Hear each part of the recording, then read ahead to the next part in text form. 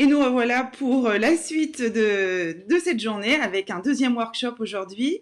Vous êtes très nombreuses derrière vos écrans et merci d'interagir sur le chat. C'est très intéressant de voir ce qui se crée, l'émulation qui se crée entre vous. Ça nous fait vraiment plaisir. Donc ben voilà, c'est aussi ça le salon, hein, c'est les rencontres que l'on peut se faire.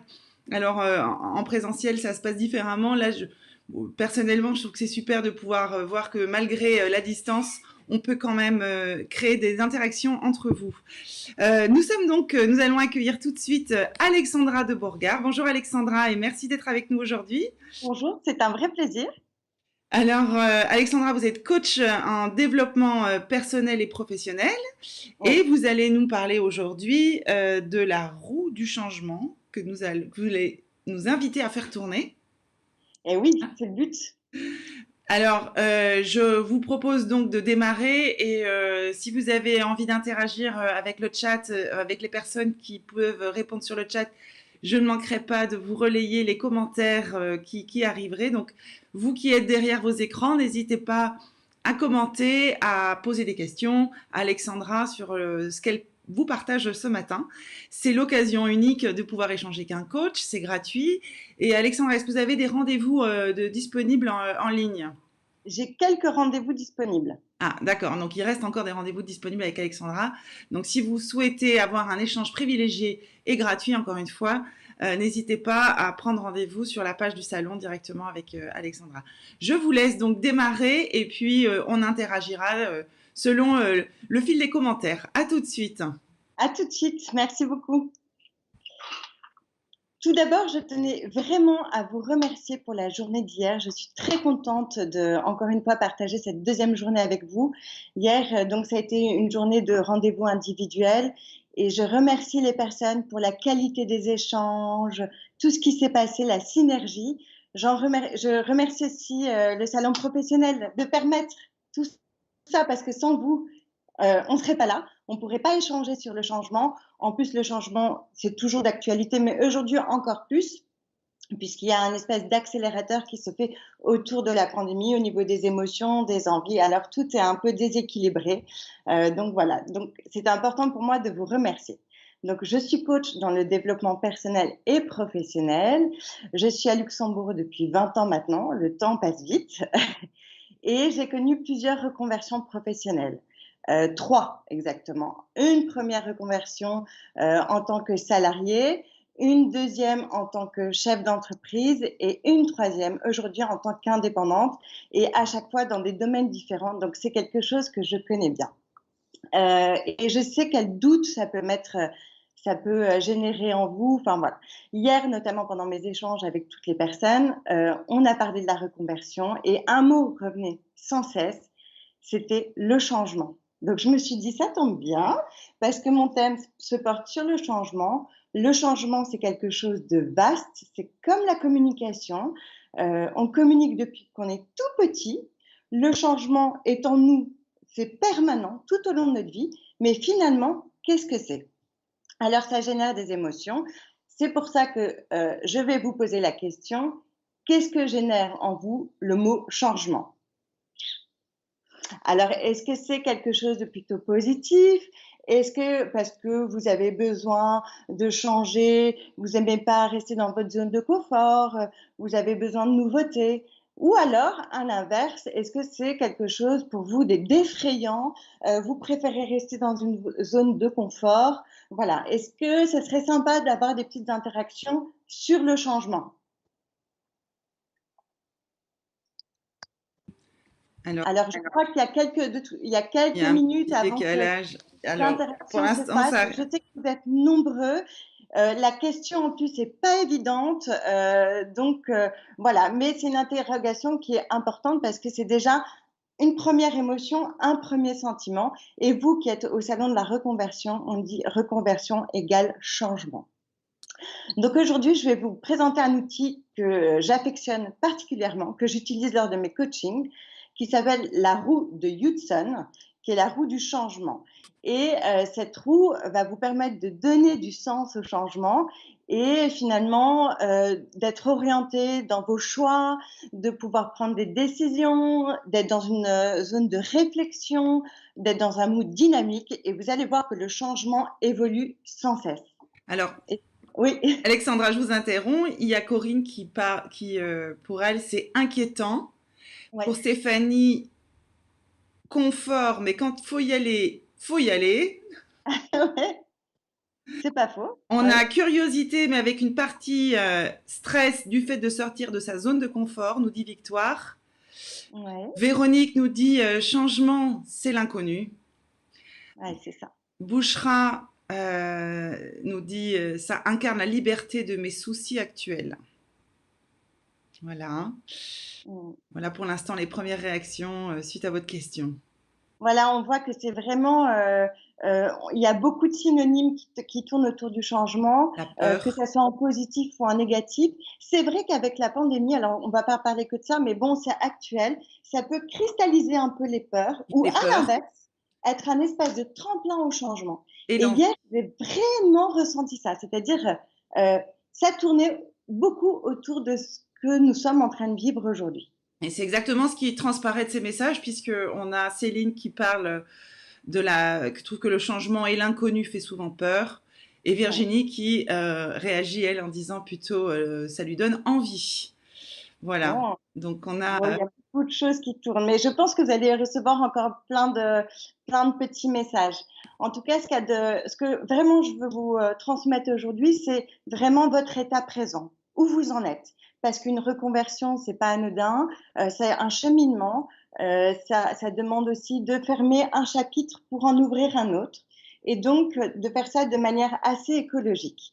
Donc, la roue du changement a été créée par Frédéric Hudson, pas par moi, j'aurais bien aimé, mais c'est un Américain, coach, professeur à l'Université de Columbia, et qui en fait a imaginé le changement comme une suite successive de cycles.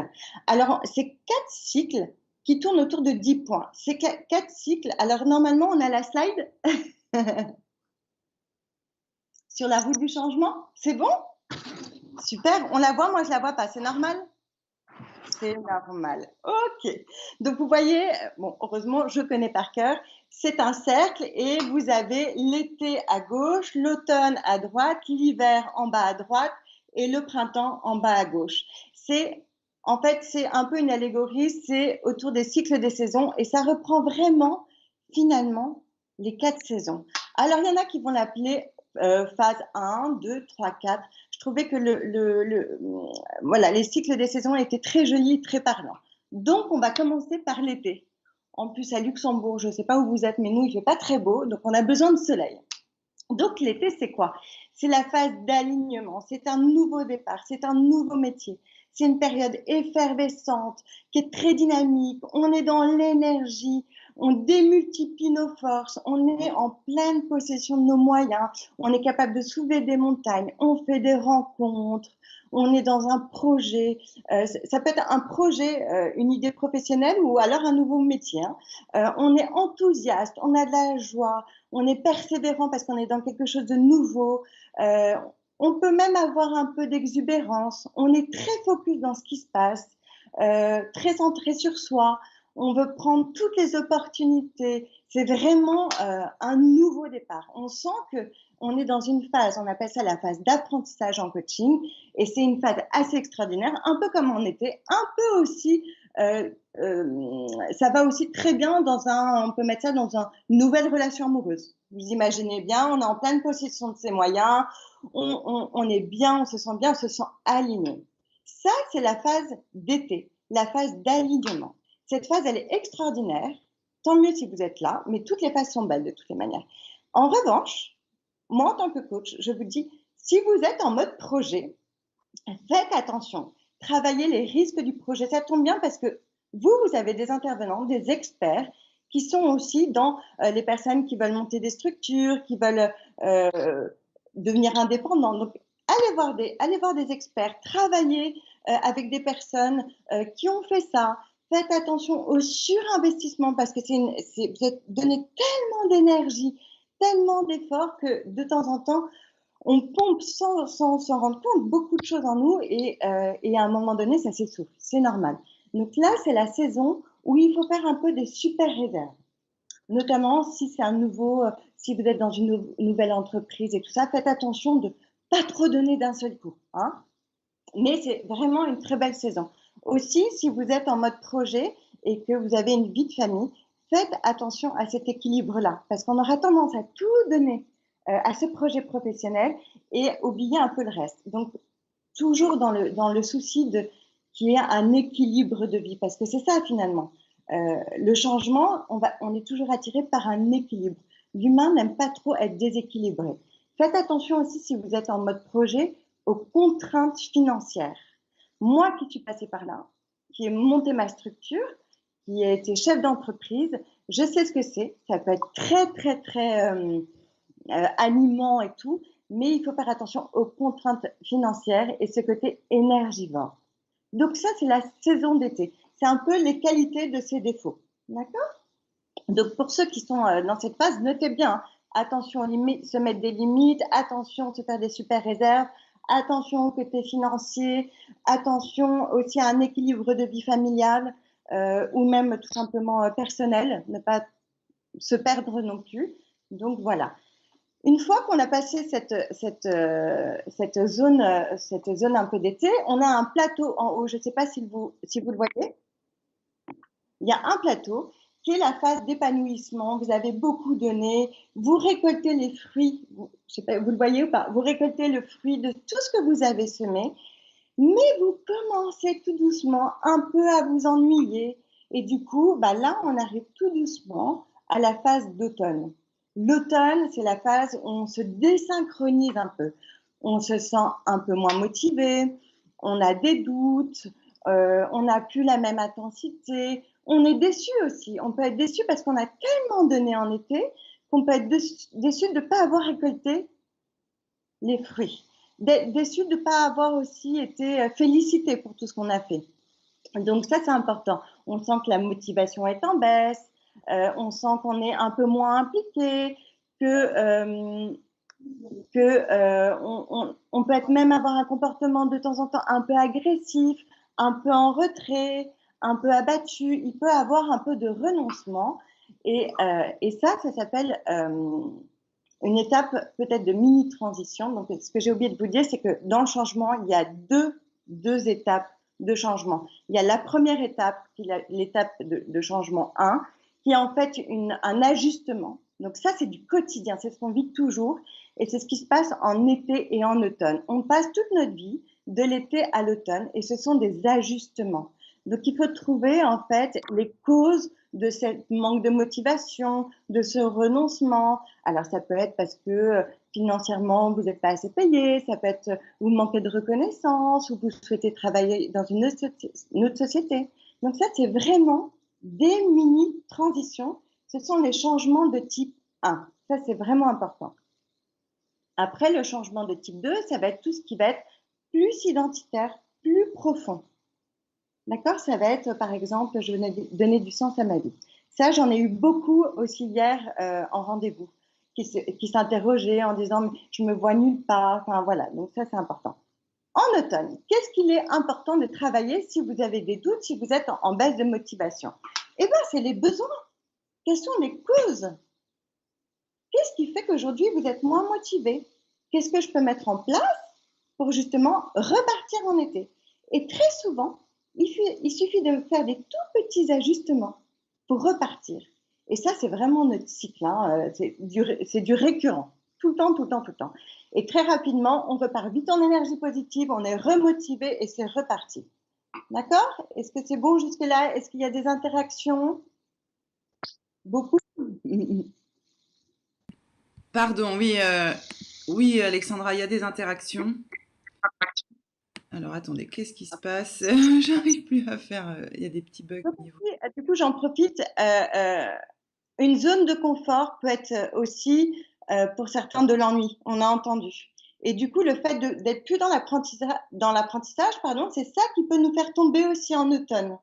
Donc, ça peut être aussi une insatisfaction, mais aussi cette zone de confort qui finalement montre que on s'ennuie et on a envie de changement. hein. C'est toujours cette dynamique de changement. Alors, il y a Bouchra qui dit qu'elle se sent plutôt en hiver, en phase de maturation et d'introspection.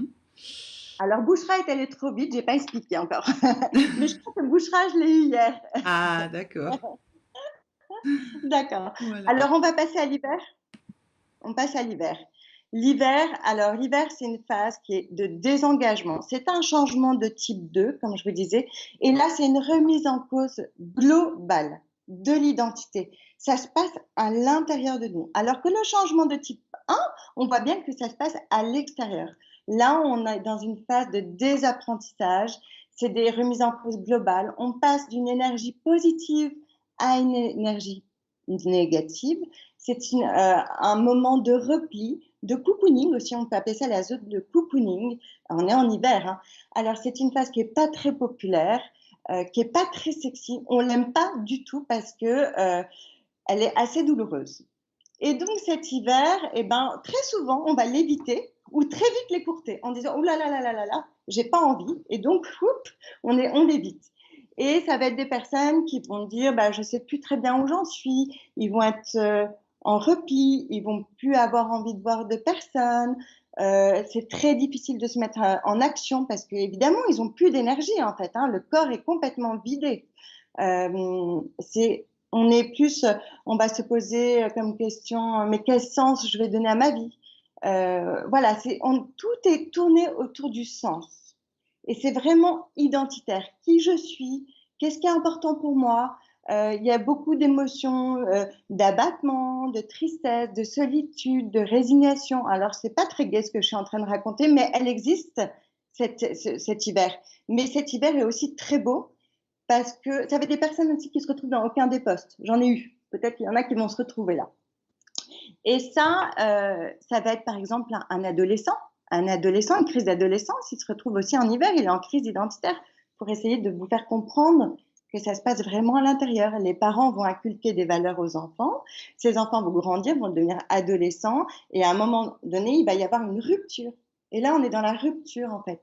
D'accord Si vous êtes dans cet hiver-là, la première des choses que je vais vous conseiller, c'est de vous faire aider, de ne pas rester seul, d'aller voir des personnes qui vont pouvoir vous reconnecter à qui vous êtes. Vous allez retravailler vos valeurs, ce qu'il y a d'important pour vous, vos croyances. C'est une période qui est faite pour reprendre sa vie en main. Elle est très dure, mais elle est très belle. Si elle est bien travaillée, ça veut dire que la suite de votre vie, elle va être en adéquation avec ce que vous êtes. Très souvent, ces personnes qui ont vécu cet hiver, les personnes extérieures vont dire mais je ne reconnais plus cette personne, elle a changé, ce n'est plus la même. C'est souvent des personnes qui ont eu un petit hiver avant.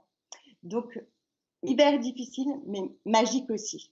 Donc là, il faut accueillir ses émotions, se faire accompagner par des spécialistes, c'est vraiment important. Il faut aussi avoir beaucoup de bienveillance envers soi, parce que ce n'est pas évident. Tout le monde n'est pas obligé de passer en hiver, quoi qu'on puisse dire, tout le monde ne fait pas de crise identitaire, et non. À l'automne, on peut avoir un moment de maturation, mais ça ne veut pas dire qu'on est en hiver. D'accord? Pour rassurer aussi les personnes à qui ça peut un peu effrayer. Une fois que vous avez bien travaillé tout ça, le printemps arrive. Oh, la lumière au bout du tunnel. Et là, c'est magique parce que vous savez qui vous êtes, vous ressentez du plaisir, vous ressentez de la fierté, de la motivation, vous avez de l'espoir, l'énergie revient, même si elle est encore en baisse parce que l'hiver, on est vraiment fatigué. C'est un temps de réflexion. Comment je vais pouvoir mettre tout ça en place, d'expérimentation. On commence à se reconnecter avec les personnes, on a des pistes, on a des aspirations, on met des plans en place. Enfin, c'est vraiment chouette le printemps. Ça commence un peu à bourgeonner comme ça. Alors là, si vous êtes au printemps, travaillez votre créativité, votre prise de décision. C'est-à-dire que vous n'avez pas eu un hiver pour finalement ne pas avancer en fonction de qui vous êtes. Donc là, on assume. Accueillir les doutes, ça c'est important parce que de toutes les manières, on a des doutes et des mécanismes de défense. Je vous parlais en hiver du mécanisme de défense qui est un peu d'éviter cette période. On a très souvent des mécanismes de défense comme ça. Et donc, à la fin de ce printemps, eh ben, c'est le projet. Et là, qu'est-ce qui se passe? On passe en été. Donc, je répète, 2 types de changements. Changement de type 1, ce sont des ajustements.